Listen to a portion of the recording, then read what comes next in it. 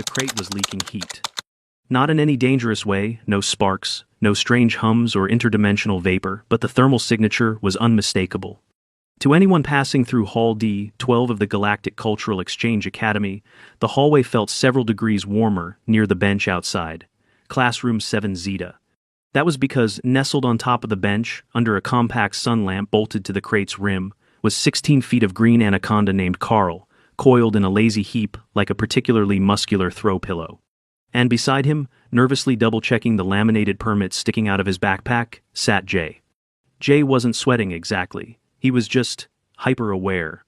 Aware that his shirt was wrinkled, that his academy-issued boots had scuffed soles, and that his species was once again about to make headlines for all the wrong reasons. The interspecies bonding seminar had been sold as a cheerful little gathering. "Bring your pet," Plek had said with the gleeful bounce of an undercooked jellyfish. "Share part of your home culture." He should have just brought his cat, or the hamster that his cousin kept insisting was good with aliens. But no, he had to bring Carl. Inside the classroom, the session had already started. Through the translucent coral glass wall, Jay could make out a vibrant collection of life forms, some furry, some gelatinous, one levitating. Their pets varied from empathy crabs that changed colors with emotional proximity to harmonizing orbs that sang in quartet with their owners. Someone had brought a flutter beast in a hover harness, gently weaving through the air like a butterfly engineered by a color-drunk madman. Jay adjusted the crate stabilizer once more. Carl stirred just slightly, his massive body shifting with the lazy, inevitable grace of a being that had never once known fear or urgency. His tongue flicked once against the transparent wall, tasted nothing of concern, and withdrew. "All right, buddy," Jay muttered. "Time to ruin someone's week." He stepped through the door. The silence hit instantly. A second ago, the room had been humming with cross-species chatter and the pleasant hum of xenocultural exchange. Now, every student had frozen. A few blinked rapidly. One emitted a soft, worried trill. A bubble-shaped being near the front desk dropped its octopup with a wet splat and began to scoot its entire body backward without breaking eye contact with the crate. And then Plek turned wobbling upright, her upper membrane flickering with curiosity, and saw Carl. "Wet hoichas." She didn't finish. A wet slap echoed through the room as she collapsed into a shimmering puddle of stress ooze. Carl didn't move. If anything, he looked vaguely annoyed by the commotion, or perhaps he was digesting the heat. Either way, his presence had the effect of a weaponized pause button. Jay froze halfway to the designated pet introduction platform. "Okay," he said carefully. "Before anyone panics, I've got paperwork." Too late. The bubble creature triggered a red-lit node on its wristband, and a floating legal interface erupted around it. "Initiating trauma pre-claim procedure," it announced in 4 galactic dialects. "On grounds of preemptive psychological endangerment and ancestral distress." 2 security drones hissed from the ceiling like metallic hornets. They flanked the room in seconds, lights trained on Carl's crate. The harmonizing orbs dropped a full octave in alarm. "I swear," Jay said, voice rising. "He's not dangerous. He's a non-venomous constrictor. He's in a locked, climate-controlled crate and hasn't eaten in 9 days. I even skipped his feeding cycle for this." "You starved him?" someone yelped from the back. "No, he eats once every 2 weeks, and only thawed frozen rodents. He doesn't even hunt." The drones hovered lower, scanning Carl's vitals. The anaconda responded by flicking his tongue once and coiling slightly tighter, a move which prompted one student to faint behind their color-shifting mollusk. It was chaos. The legal interface buzzed. Section 34, G of the Cultural Safety Compact, allows immediate ejection of organisms deemed potentially weaponized fauna. Jay reached into his bag and slapped down a thick stack of documents on the nearest podium. "I have Earth veterinary certifications, biosafety clearance from the Interplanetary Pet Registry, and a notarized document from 2 xenozoologists, who both agreed, and I quote, 'The snake is lazy, thermoregulated, and unlikely to notice anything smaller than a turkey.'" Carl shifted slightly again. The drones paused. A third, larger bot entered the room with a curt mechanical beep. "Session is paused pending administrative review," it intoned. "All students to remain seated. Cadet J. Anders, you and your specimen are to relocate to the containment viewing room until risk is assessed." Carl blinked once. Jay sighed. "I knew I should have brought the hamster. Containment viewing room 3B had a very nice couch. Jay sat on it, elbows on knees, watching through a thick transparent wall as Carl basked under his heat lamp on the other side. The crate had been reinforced, standard procedure apparently, when introducing predator-class biologicals into academic zones. Jay leaned his head back and stared at the ceiling. It was always something. Ever since arriving at the academy, he'd been dodging weird cultural gaffes. The intergalactic meal mix-up, the anti-gravity slip incident. The time his laughter at a slime-based pun was mistaken for romantic interest by a 12-eyed fungus being. But this felt different. He hadn't done it to be weird or defiant. Carl was part of his life. A rescue, technically. Jay had found him malnourished in a pet store 6 years ago, bought a habitat, did the research, even joined reptile forums to make sure the snake was living a decent life. Bringing him had felt honest. The door opened. A being floated in round, scaled, and glimmering with diplomatic badges. The head coordinator of cross-cultural curriculum, a being known simply as Administrator Veem, regarded Jay with both eyes swiveling independently. "We ran the risk matrices," Veem said, voice filtered through a translator. "Carl ranks just below swamp llamas and above emotionally unstable pufferfish in terms of potential hazard." "Great," Jay muttered. Veem floated closer. "Your documentation is complete. Your crate is secure. However, we had to run an emergency drill to simulate what would happen if Carl escaped." Jay blinked. "You simulated an Anaconda escape?" "Yes," Veem said gravely. "Chaos." By the time Jay was allowed back into the seminar, the room had been reconfigured. A glowing containment grid surrounded Carl's crate, and several warning signs had been projected into the air around it. Caution, sleeping serpent, do not tap, do not feed, do not poke. Jay stood beside it, nerves thrumming. "Hello again," he said into the classroom. "So, this is Carl. He is an anaconda from Earth. He has no venom, no telepathy, and no appetite at the moment. He prefers to bask in warm environments and occasionally likes head scritches if you do it gently." Someone near the back whispered, "What is head scritch?" "It's like a gentle stroke. He doesn't even have ears. Just vibes." A few cautious laughs broke the tension. Slowly, the class began to settle. Jay clicked on the holoprojector beside him. "Let me explain how cold-blooded organisms regulate their behavior, and how humans form trust with creatures that could, theoretically, eat us." And Carl? Carl just slept, tongue flicking occasionally, as if judging the collective panic as deeply uninteresting. The first thing Jay noticed when he stepped into the auditorium the next morning was the giant neon banner that read, "Academy Safety Drill. Predator-like ground locomotors." The second thing he noticed was that everyone was avoiding eye contact. Not in the normal, awkward social way. No, this was the kind of silent, fearful avoidance usually reserved for live wires, active litigation, or perhaps a humanoid that had once caused a jelly-based instructor to suffer osmotic shock just by walking into a room. Carl, of course, was oblivious. He was in his crate again, under his heat lamp, arranged like a well-organized rope pile, with exactly zero interest in anyone's panic. He hadn't moved more than half a coil in 18 hours, but that hadn't stopped the safety board from issuing a full Academy-wide bulletin titled, Protocol X99-4-C, Live Reptilian Compression Risks in Educational Settings. Jay rubbed the bridge of his nose. He'd spent half the night responding to the cultural board's questions. Yes, Earth had snakes this size in the wild. No, most humans did not bring them into public spaces. Yes, Jay had grown up with Carl. And no, Earth did not legally require a security escort for large reptiles as long as they were contained and documented. The answers, apparently, had only made things worse.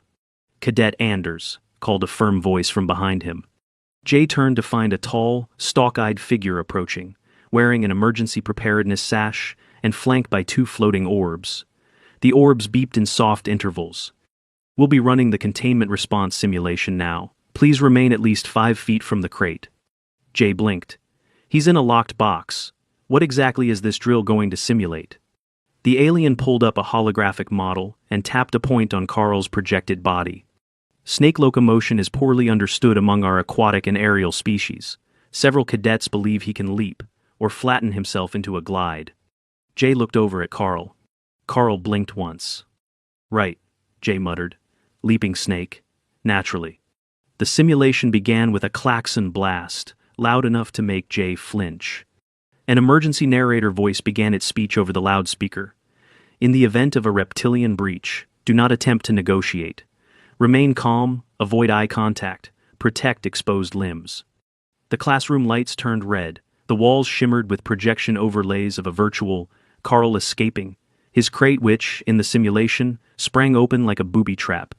The simulated Carl slithered out at high speed, despite Jay's protests that snakes do not, in fact, gallop. Several students panicked and dropped their pets. The harmonizing orbs began screaming in dissonant panic. One alien launched itself onto the ceiling and refused to come down. Meanwhile, the real Carl continued napping. Jay stood beside his crate, arms crossed, as a hologram of his snake apparently vaulted over desks and latched onto a student's arm with the urgency of a drama holovid. Just for the record, he called out, he's more likely to try hiding under a couch than attacking anything. Also, snakes can't jump, or vault, or flatten into gliders. But he could constrict someone to unconsciousness, a cadet shouted from behind a barricade of empathy crabs. Jay exhaled through his nose. Not through that crate, and not without serious provocation. He's a reptile, not a military device. A new simulation overlay began, this one showing the projected damage if Carl were to slither into the Academy's HVAC system.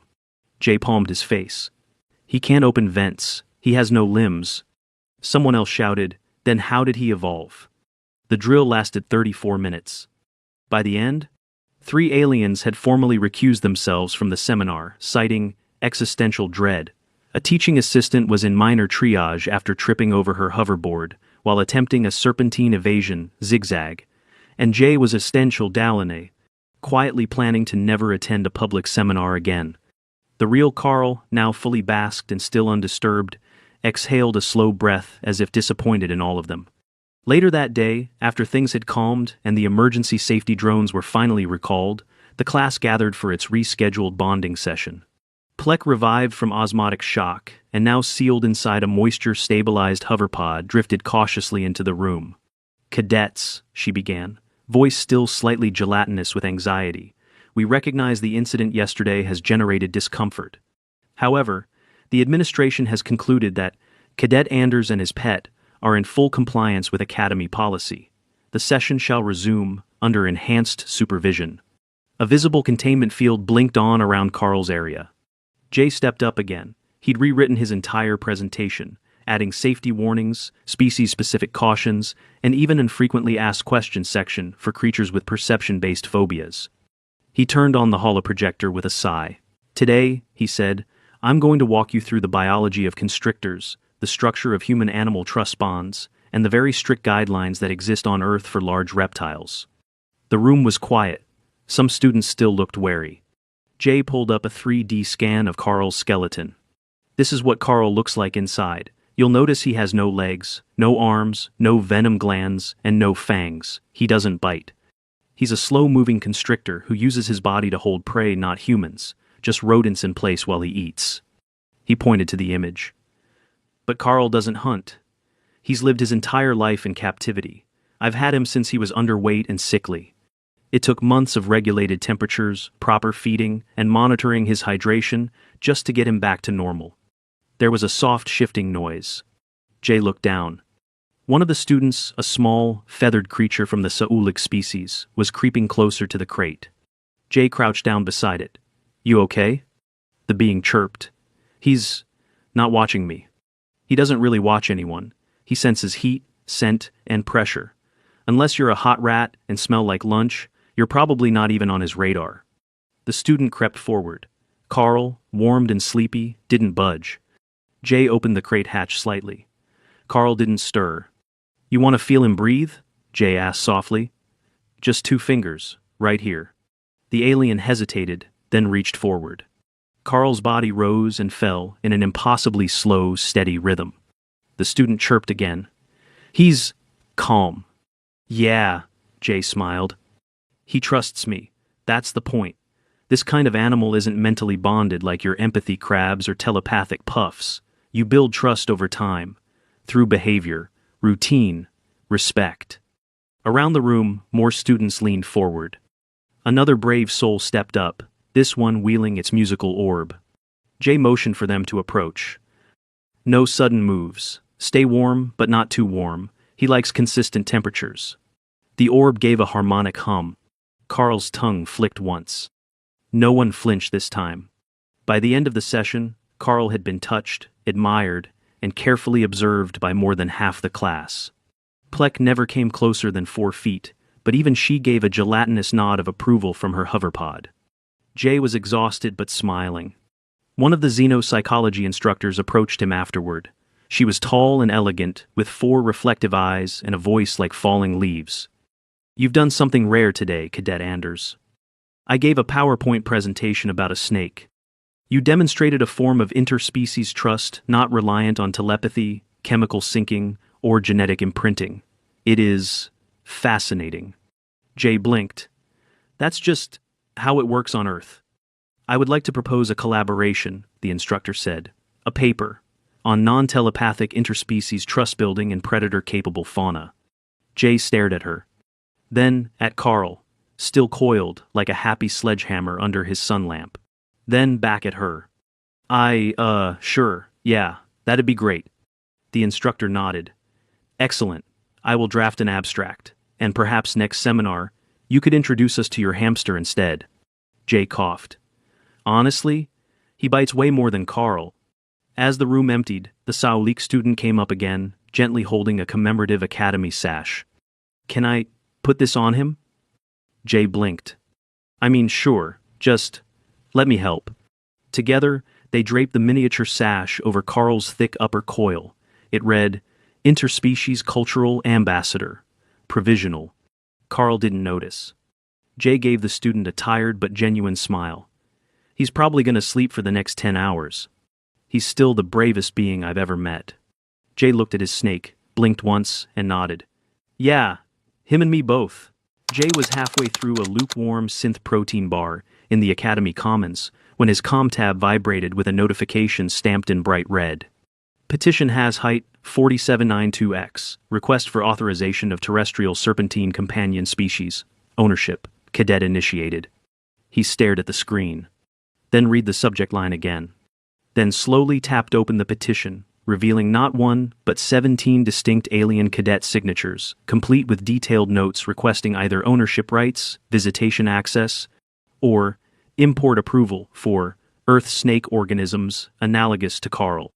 The first entry, written in a floral scrolling script by a cadet named Loquif, read, "I seek emotional balance through cohabitation with the serenity of the Carl being. I believe my thermal cavity would suit such a creature." Jay almost choked on his bar. The second entry came from the bubble creature who had tried to sue Carl last week. Their note simply read, "Upon reflection, I believe I have misunderstood the snake. I wish to experience the coiling trust of the Carl." Jay let his forehead fall into his hands. By the time he reached the registrar's office, the petitions had multiplied, word had spread.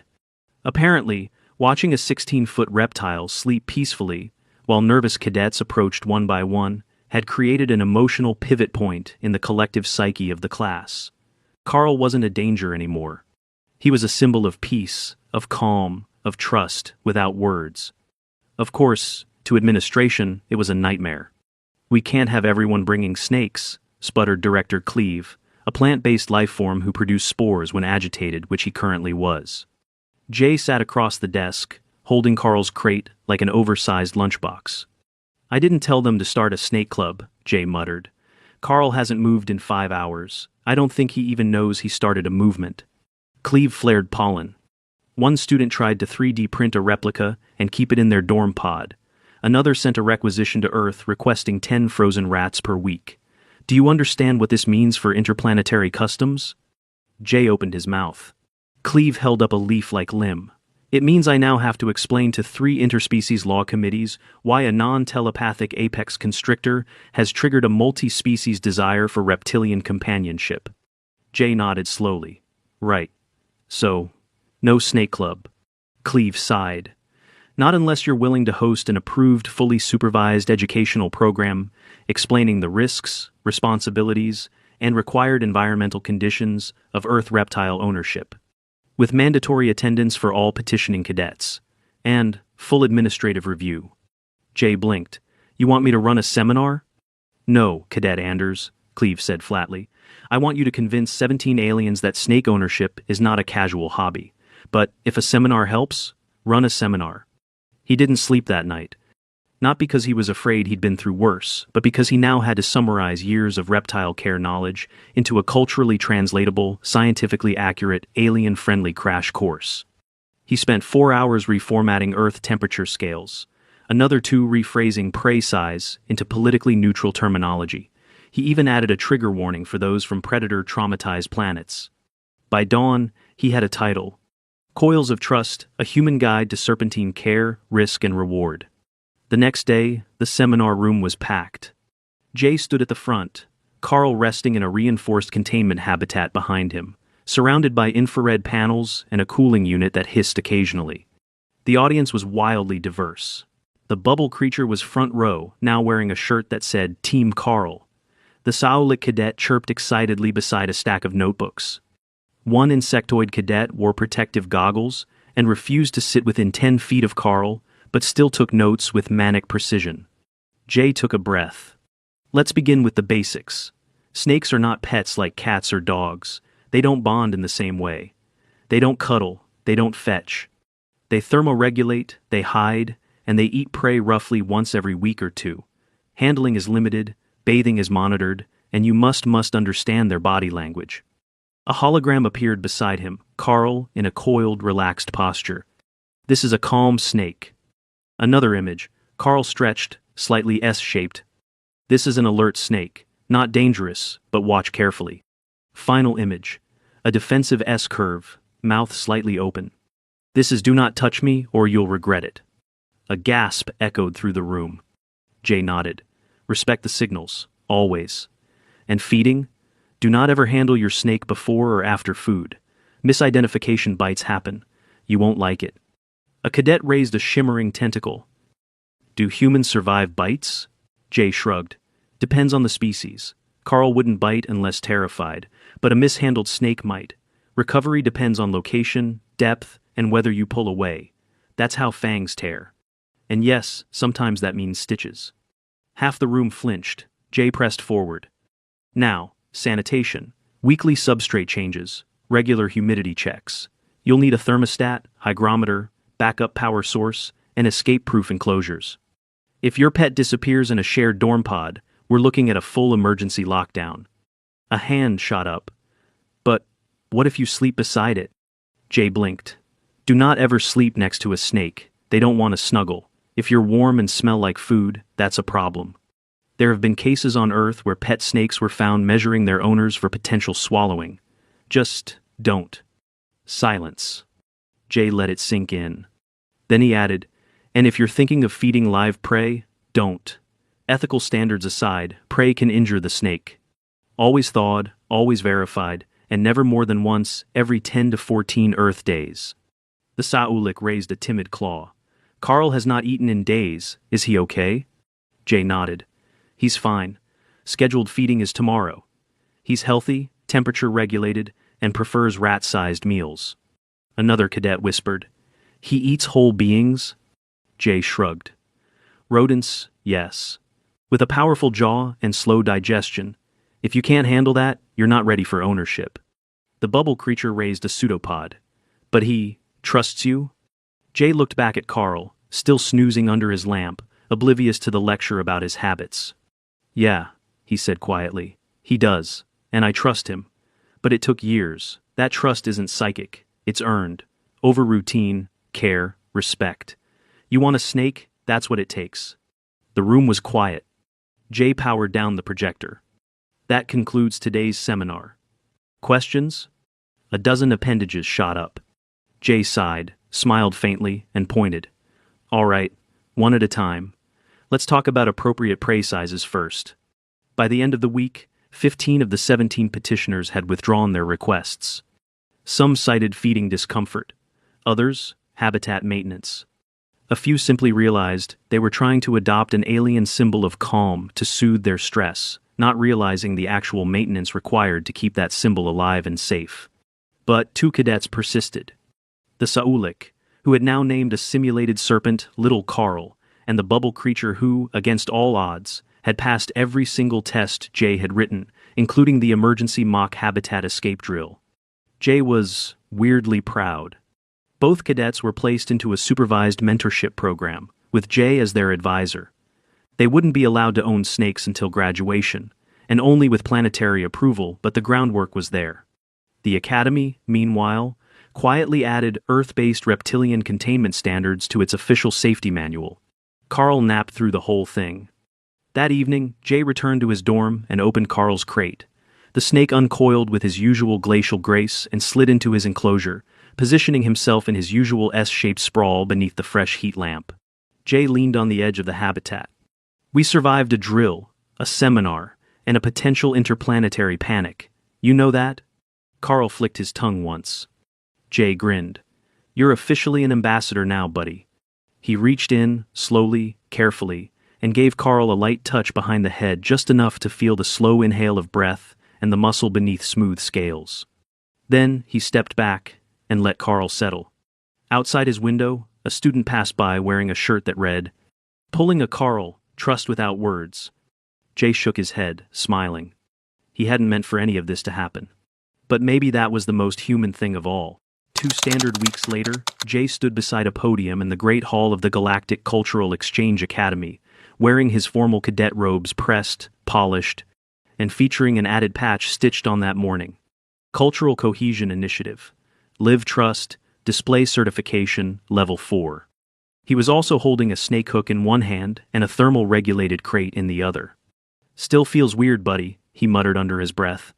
Carl shifted slightly inside the crate, tongue flicking lazily against the clear side, sensing warmth and movement but making no effort to explore further. The Academy's heat-treated air was doing most of the work, keeping him comfortable, though Jay had added a portable temperature pack just to be sure. A side door opened, and a cluster of faculty filed in different species, different bodies, all united under formal academic sashes and the collective tension of upcoming ceremonial duties. Above them, the vaulted ceiling of the hall shimmered with a holographic mosaic of the Academy's many interspecies milestones. Carl now occupied the center panel. Not his face, of course. Just a detailed rendering of a sleepy green coil surrounded by the phrase, translated across 63 languages. "Trust is not the absence of danger, it is the presence of choice." Jay felt both deeply proud and vaguely nauseous. The event began with the traditional tones of the harmonizing orbs, followed by a speech from Administrator Veem, who floated with uncharacteristic stiffness. "Today, we recognize not just academic excellence, but the courage to bridge worlds with care, patience, and the sort of baffling emotional commitment that humans seem to invest in cold-blooded constrictors." Polite laughter echoed. Jay wasn't sure if he should bow. The administrator continued. "It is not easy to introduce your culture when your culture is misunderstood. It is harder still when your chosen ambassador is considered biologically inadvisable." Now, the laughter was less polite and more amused. Jay caught sight of the Saulik cadet, Little Carl plushie, perched on their shoulder, eyes glowing with pride. Veem gestured toward the central stage. "Today, we award Cadet Jay Anders and his pet, Carl of Earth, with honorary status in the Cultural Cohesion Ambassadorship Program. Their contribution to understanding non-telepathic interspecies trust has set a standard for patience and safety previously unmet at this institution." Jay stepped forward. His boots clicked across the polished floor as he reached the center, opened the crate slowly, and allowed Carl to slither gently into his travel basin, already warmed and layered with soft mulch. The audience was utterly silent. Carl paused mid-slide, blinked, and continued forward without concern. He curled in a loose spiral, his movements slow but confident. Then, Jay held up the object everyone had been waiting for. A miniature Academy sash. It had taken days of work. Tailored by a fellow cadet specializing in xenotextile design, reinforced to allow gentle placement over a reptilian body, it bore the Academy's crest and a small embroidered snake silhouette in gold thread. With practiced calm, Jay reached down and laid it gently across Carl's upper coil. The sash settled like a soft ribbon of interstellar diplomacy. And the crowd erupted in applause. Not just clapping, there were species that resonated sound from their carapaces, others that lit up chromatophores and celebratory pulses. The harmonizing orbs shifted into a major key. Even pH Lek, safely sealed in a high-humidity dome, squelched approvingly. Jay stepped back. Carl, utterly unaffected by the attention, repositioned under the spotlight and settled into a resting pose. He did not care. He would never care. But he was safe, respected, and somehow revered. Later, after the ceremony ended, the cadets flooded into the hall for the reception. Jay held a non-alcoholic fizzbulb and tried to stay near the edges of conversation, nodding when spoken to, but mostly focused on keeping an eye on Carl's basin. It was surrounded by admiring students. No one touched him without permission. Everyone followed the laminated safety cards Jay had printed and placed at each corner of the habitat. The alien who once tried to sue for trauma now knelt respectfully nearby, sketching Carl in a notebook labeled Notes on Composure. The xenopsychologist approached again. "This is a moment," she said simply, folding forearms behind her back. Jay nodded. "Honestly, I thought I'd get kicked out. You brought a potential threat to a seminar and transformed it into a lesson on coexistence. That is the essence of diplomacy." Jay smirked. "So, it's okay that he once made a jelly instructor faint?" Plex Pod floated closer at that exact moment. "We have since adjusted our policies," she bubbled diplomatically, "including a new section on osmotic shock triggers. It's been educational." Jay raised his glass in mock salute. From across the room, the Saulik cadet waved and held up a newly printed pamphlet titled Serpents and You, Interpersonal Ethics of Non-Psychic Predators. Jay felt something shift in his chest. Not pride. Or, not only pride. Relief. Validation. A sense that Carl, coiled and snoozing in a patch of artificial sunlight, had become something more than just his pet. He was a quiet statement, a living example of humanity's particular brand of hope, trust, offered without guarantees. A week later, the incident faded into institutional memory. The Academy quietly updated its interspecies bonding guidelines. A new checkbox appeared on all event forms. "Are you bringing a high-mass nonverbal predator? Please list containment method." Carl returned to his usual spot in Jay's quarters. His basking area was expanded. Jay installed an automatic humidity sensor and a new substrate dispenser.